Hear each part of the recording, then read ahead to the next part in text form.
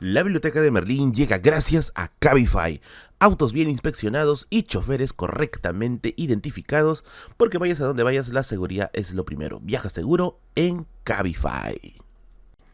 En la Universidad Privada San Juan Bautista, el éxito no conoce de horarios, gracias a sus programas de estudios semipresenciales diseñados pensando en personas como tú que desean superarse y alcanzar sus objetivos profesionales mientras equilibran sus responsabilidades diarias. Universidad Privada San Juan Bautista, examen de admisión este 20 de agosto y obtén más información ingresando a estudiaenlasanjuan.pe. Universidad San Juan Bautista, patrocinio de la Biblioteca de Merlín. Ha llegado otra fecha más para conmemorar la independencia del Perú y bueno, estaba diciendo, a ver, saco un video de Bolívar, de San Martín o de alguno de los personajes importantes de la independencia y dije, no, Merlín, este año vamos a sacar algo distinto. O bueno, aunque no tan distinto, yo no soy el único que ha hecho sobre esto, pero me parece que es algo así muy necesario de reflexionar, que es acerca de la participación de las mujeres en la independencia del Perú. Y tú dirás, ay Merlín, ya no me digas que ya se ha puesto de moda también eso. Al contrario, nada que ver, no es un tema de moda, es un tema de reconstruir un proceso tan complejo como la independencia, desde todas sus aristas de complejidad, y eso es lo que vamos a hacer hoy. Vamos a hacer un breve recuento de cómo fue la participación de las mujeres en un proceso tan trascendental o suceso canónico, si quieres llamarlo, como la independencia del Perú. ¿Quiénes participaron? ¿De qué forma participaron? ¿Su participación fue igual a la de los hombres? Esto y mucho más en el video del día de hoy. Así que yo soy Merlín, atrás de esa cámara está mi gato Bigotes y esto es la Biblioteca de Merlín en su especial de Fiestas Patrias. ¿Cómo fue la participación de las mujeres en la independencia del Perú?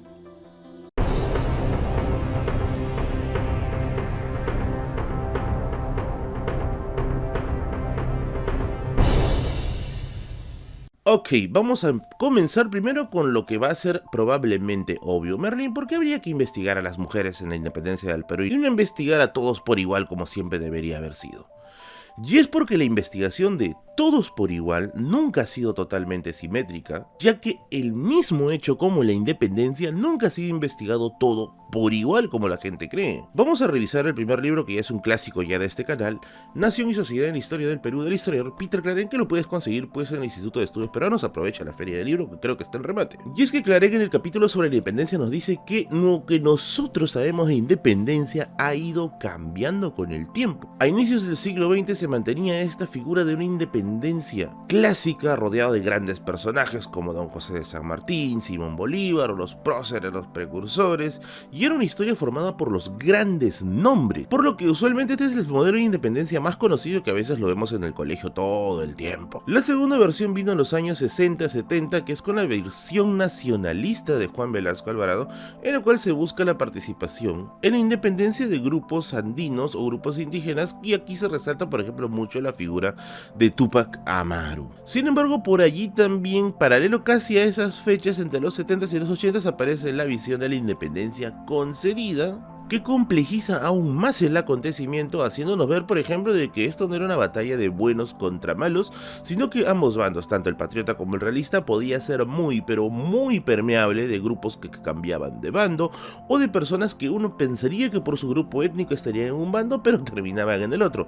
Si quieres más información, revisa mis demás videos de especial de Fiestas Patrias, y en todos te hablo muy, pero muy detalladamente de estas cosas. Así que, si te das cuenta hasta aquí, la complejización de la historia es parte del proceso de investigación de elementos tan trascendentales como la independencia, ya que se busca revisar a fondo y más especializadamente la dinámica de la historia, y en esto evidentemente también va a estar una búsqueda de sus actores en específico, de actores que han participado en la independencia, y dentro de esta avalancha de investigaciones pues evidentemente el rol de las mujeres también está puesta sobre la mesa, y como vamos a ver es sumamente interesante, ya que las dinámicas que tienen para poder participar en ello son prácticamente dinámicas, hasta se puede decir muy sui generis. En el libro 200 años después, los escolares preguntan, los historiadores responden, que es una compilación de preguntas de escolares y que se las responden historiadores con respecto al tema de la independencia. Hay una pregunta específicamente sobre el tema de las mujeres y se responde lo siguiente: en que las mujeres generalmente, al estar relegadas al espacio de la esfera privada de la vida,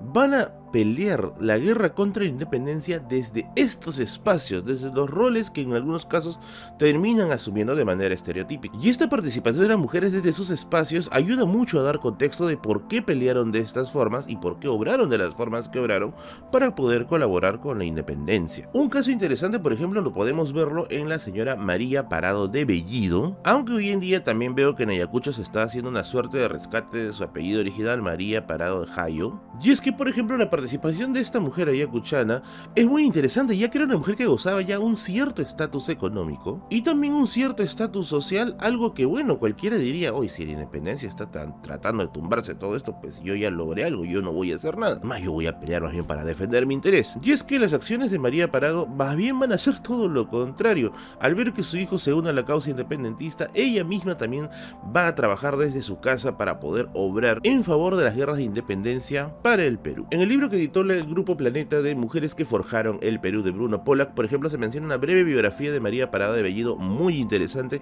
en la que te menciona que su participación constaba de abastecer víveres y algo muy delicado que era transportar cartas o entregar cartas a personas del bando patriota. Esto tengan en cuenta que en la época era muy pero muy peligroso, que te podía acarrear la tortura y la muerte.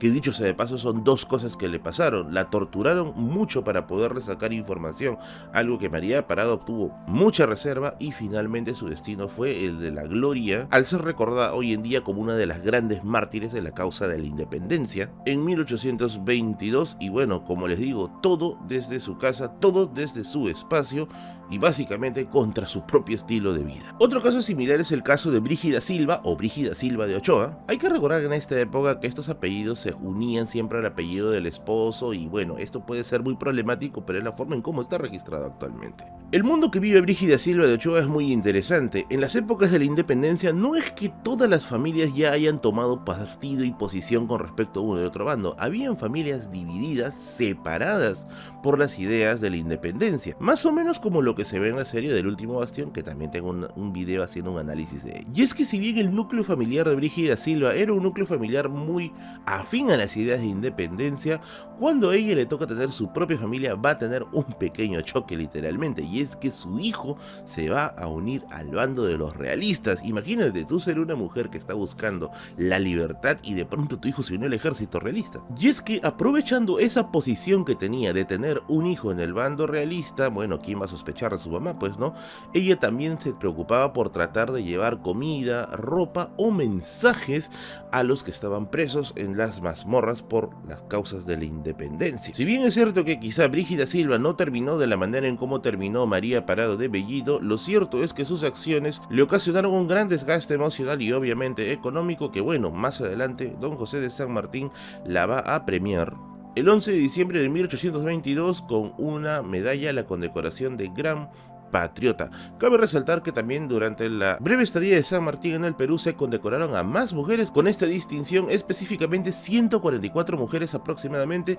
entre las que estaban pues empresarias, artesanas, hasta incluso monjas que habían servido a la causa independentista. Otros casos que quizás son un tanto más anónimos es que, por ejemplo, negocios como las pulperías, que no son lugares donde venden pulpos, son algo así como tiendas, y las fondas, que eran espacios administrados prácticamente por mujeres, también desde ese espacio las mujeres prestaban sus lugares de negocio para poder establecerse lugares de reunión para poder conspirar contra la corona española. Un caso muy célebre es el de Carmen Guzmán, que facilitaba este tipo de reuniones en sus negocios. Otros lugares quizás un tanto más marginales eran las chicherías, que en algunos casos se encontraba dentro de los mercados. En el caso de las chicherías pasaba también algo muy similar. Se prestaban estos lugares para poder esparcir el mensaje de la independencia. Y ahí es donde derrotaban incluso las noticias del día a día sobre eso. Evidentemente estas cosas traen muchos problemas y las mujeres también tuvieron que aguantar muchos problemas en sus negocios por este tipo, quizás siendo un caso muy triste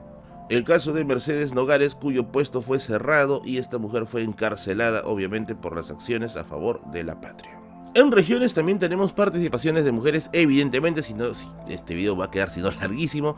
Por ejemplo, el caso de Cleofé Ramos y sus hijas, quienes van a hacer una acción muy heroica al cortar el puente del Mantaro para evitar que los realistas puedan avanzar hacia la zona de Concepción. Y tú dirás, no, Merlín, hasta acá solo son mujeres de clase media y baja. ¿Y qué sucedía con las élites? Ah, seguro las élites eran puros españoles realistas.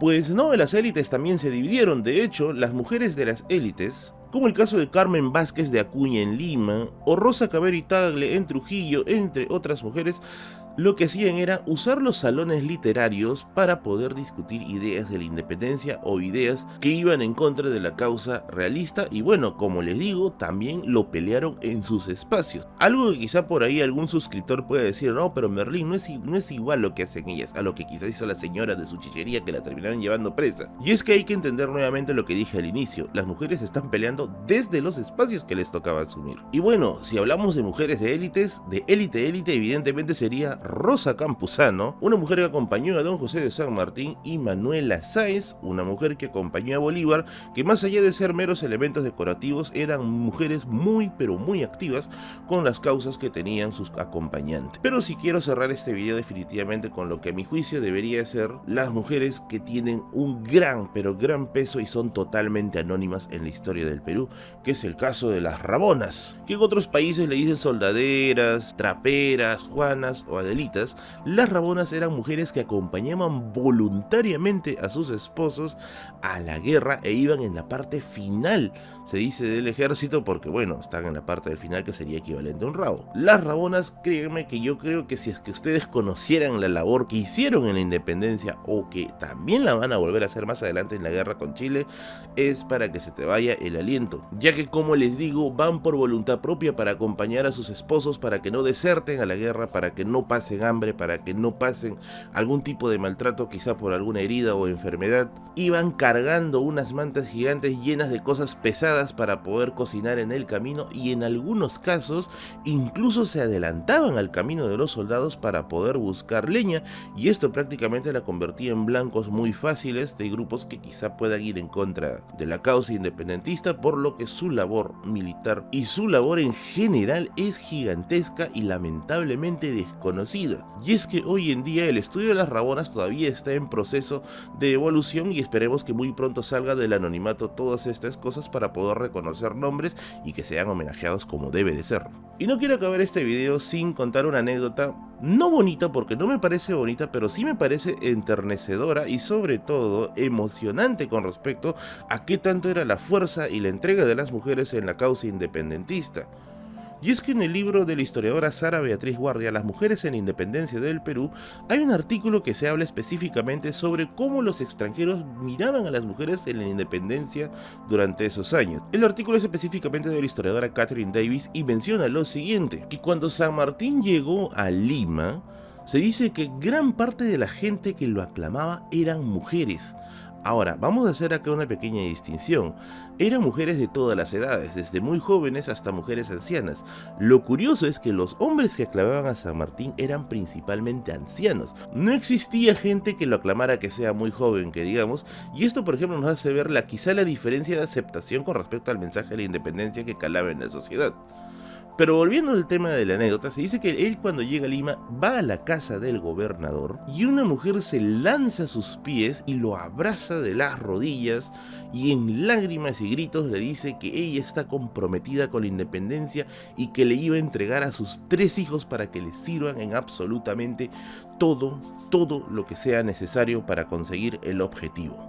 San Martín, en lugar de tomar esto como un halago, se pone de rodillas, incorpora a la mujer y la abraza, manifestándole sus agradecimientos, y que, bueno, evidentemente no era necesario hacer todo eso, y no era la primera persona. Se dice que mientras él iba pasando, sucedían una y otra vez cosas similares, mujeres que entregaban prácticamente todo para ver al país independiente.